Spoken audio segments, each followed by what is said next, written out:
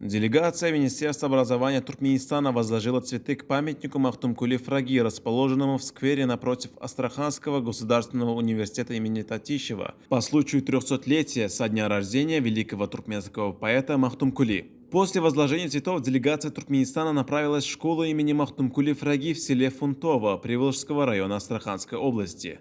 Здесь ученики получают знания и изучают культурные особенности и традиции российского и туркменского народов. Кроме того, члены делегации посетили выставку рисунков, приуроченную к юбилею великого туркменского поэта. В ней участвовали школьники с 1 по 9 классы. Также по инициативе туркменской стороны был проведен творческий конкурс эссе на тему «Кладезь разума Махтумкули Фраги».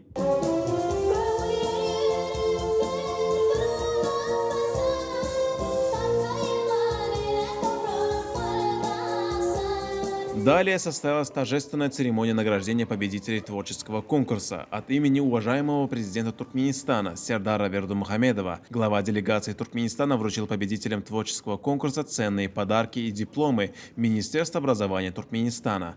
Призовые места в нем заняли учащиеся школы имени Махтумкули Фраги Алина Сатлыкова, Амир Аманов, Марсель Галиулин, София Плашенкова, Татьяна Лядина и Рамина Калиева.